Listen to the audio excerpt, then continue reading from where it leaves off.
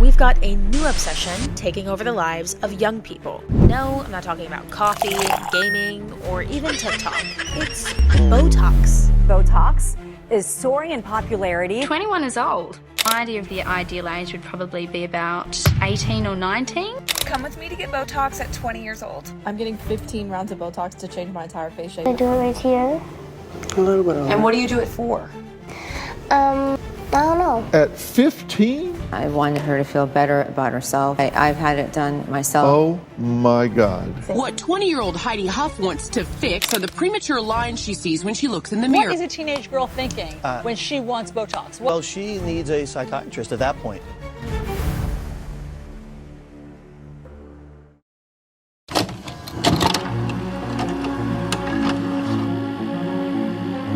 The legacy of Botox has said to have begun in 2002 when the FDA first approved it for cosmetic use. However, we all know that it was used way ahead of its approval. Botox's cosmetic potential was actually discovered by accident by Canadian ophthalmologist Dr. Jean Carruthers when she noticed her patients were starting to lose their frown lines after being on Botox to alleviate other symptoms. The second patient I want to share with you is unusual because she was a severe eye spasm patient, but she got angry with me. She said, "You didn't treat me here." And I said, "Oh, I'm so sorry. I would have treated you there, but I didn't think that you had any spasm."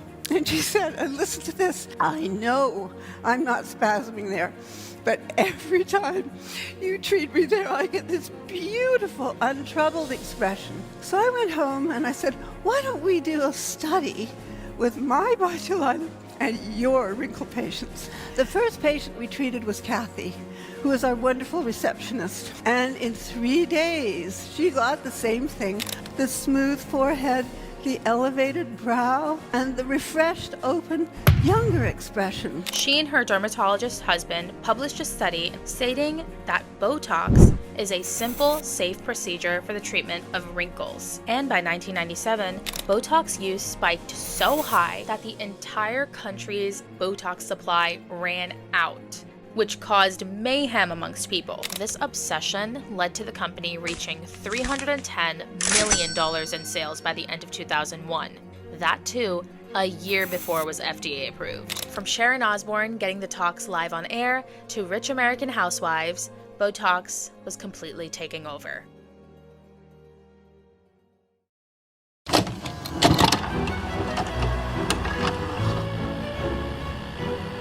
Scared of making the commitment because you're only at the ripe age of 20? Well then get baby Botox. Not only does it sound like an innocent little lip gloss you'd buy at a Sephora run, but it also makes you feel like you're not doing much damage. I mean, just how much damage can baby Botox even do?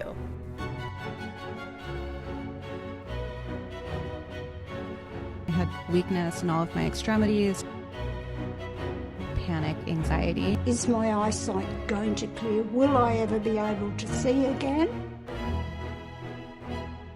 Now, when you hear the name Botox, there isn't really any alarms going off in your head because it doesn't really sound as crazy as the plague or coronavirus. But if you unfold the name Botox just a little bit, you're going to find that Botox is actually Clostridium botulinum. Clostridium is a class of bacteria, and Clostridium botulinum is a neurotoxin. Now you get why they call it Botox? I mean, this reminds me of that time in history when radium was used as a hair curling agent when it literally makes your hair fall out. Or that time in 1897 when Dr. Mackenzie's arsenic soap was the best thing that you could use to brighten your complexion, even though we now know that arsenic is literal poison. You are paying hundreds, if not thousands of dollars to inject actual toxins into your face. You can get botulism or life-threatening poisoning. Botulism is the worst, most dangerous, deadly foodborne illness that exists.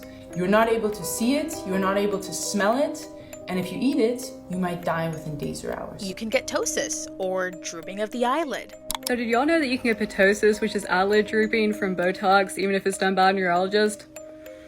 I didn't, but now I sure do. You can even get severe neurological issues and become paralyzed. This is a snapshot of severe adverse events after using Botox. This is one of our longtime support group members, Carolina.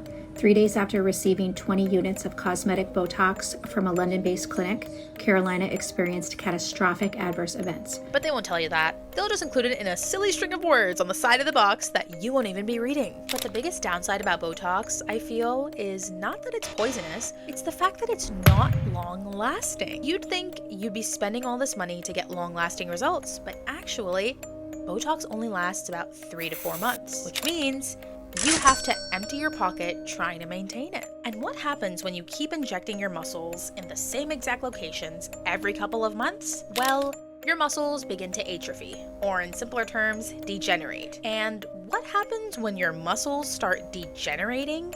Premature aging. Yeah, the thing that's widely known for reversing signs of aging is actually making you age way faster. Can Botox make you look older long term? Unfortunately, there is a potential for that. If you really use it a lot, year after year after year after year. Botox, when the muscle is chronically paralyzed, it will actually atrophy. So that means that the muscle will get smaller and smaller, and if it gets smaller, that means that the skin will thin. It can even cause you to get even more wrinkles. The bunny nose is a pretty common example of this. I mean, you see it amongst so many celebrities who use Botox. And why the bunny nose happens is essentially because you can't move any other muscle in your face. So when it comes time to laugh, to cry, you have to use other muscles in your face to compensate for that, like your nose. And so you end up with more wrinkles. And this neurotoxin has taken social media by storm. I'm talking literal come with me to get Botox vlogs in the cutest little format you've ever seen. I mean, look, they're treating their little Botox appointment as if they're going to Pilates. They got their Starbucks cups, cute little outfits on. It makes sticking a needle into your face sound way less scarier than it is. And as if the rise of this army of Botox girlies wasn't enough for the industry to make money off of, they now offer Botox parties. Are you a girl who wants to throw a birthday party? Or perhaps a bachelorette? Forget taking the girls out to brunch or grabbing mimosas. Why don't you surprise them with a little stab of their favorite muscle-killing bacteria? And if that wasn't enough to convince you, we're bringing in a tank of free champagne and a charcuterie board. Look how nicely decorated these parties are, guys. Charcuterie boards, drinks. This one honestly looks like a full-on baby shower, but nope, it's a Botox party. Worst of all, these mass Botox gatherings often lead to mass hospitalizations. Many of these Botox parties are hosted by inexperienced nurses who literally botch people and ruin their lives. Grotesquely swollen lips, and it happened at a Botox party. 29-year-old Rachel Napier first had Botox injected into her forehead. Then she had filler injected into her lips. Problem is, Rachel says the woman administering the procedures didn't have the proper training. 3 hours later, her lips blew up 3 times bigger than normal. So, what went wrong? We asked New York cosmetic surgeon Dr. Norman Rove. That injection might have injured this artery. So now she had no blood supply to the lip. It can lead to swelling and excruciating pain, both of which she had. In an interview with Fox, Rachel also said that my friend had raved about this beautician and how great she was, so I decided to go ahead. There was fizz and cake, and it was a bit of a conveyor belt with girls sitting in the kitchen waiting their turn with local anesthetic cream on their faces. The beautician, who I assumed at the time was a nurse, didn't ask me to sign any consent forms, so alarm bells should have rung. But being at a party with my friends took away all the seriousness of having filler injected into my face. There's even an article by the New York Post saying that fake Botox is making people sick, with the CDC investigating more than 5 states across the country because of hospitalizations related to counterfeit Botox, often given at discounted prices at Botox parties. Who knows what that stuff could be made of? Although the main target of the Botox industry is women, men are also being targeted now too. My name is Javi. I'm 31. I'm a fitness instructor, and I got Botox Cosmetic. So what brought me to considering Botox Cosmetic is I saw myself in a photograph.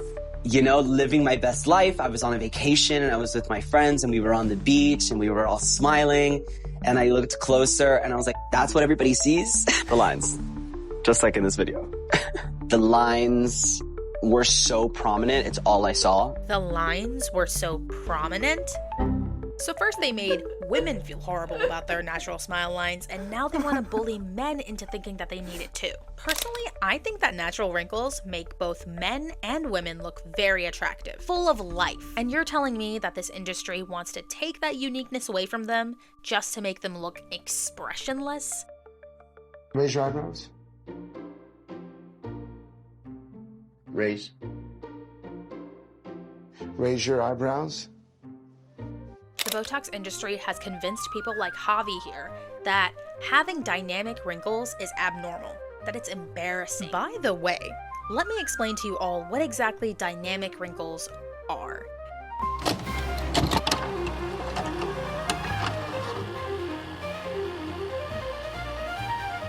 Dynamic wrinkles are temporary wrinkles that we get when we smile, frown, or squint. They aren't there forever. They just help you express better. Whereas static wrinkles are permanent wrinkles that appear over time, like those natural wrinkles you see on an aging woman. If the Botox industry wants to target anything, it should be static wrinkles. And what they shouldn't be doing is preying on poor people like Javi here who have dynamic wrinkles. But of course, like everything in this world, Botox is a business.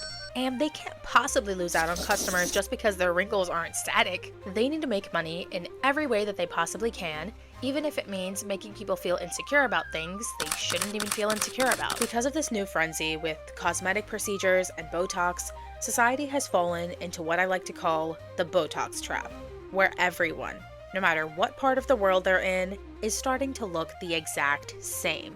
They feel the need to inject themselves with painful needles, get countless surgeries, and even trade their lives for the sake of beauty, all for what? To look pretty? Whether you're 14 years old contemplating a nose job, or a 35-year-old thinking of starting Botox, it'll never be enough. Why do you think all of these celebrities didn't just stop at one surgery, one lip filler, and one shot of Botox? It's because as soon as they get one insecurity fixed, all of a sudden 10 more emerge. In your head, you'll never be pretty enough, no matter how much you change your face.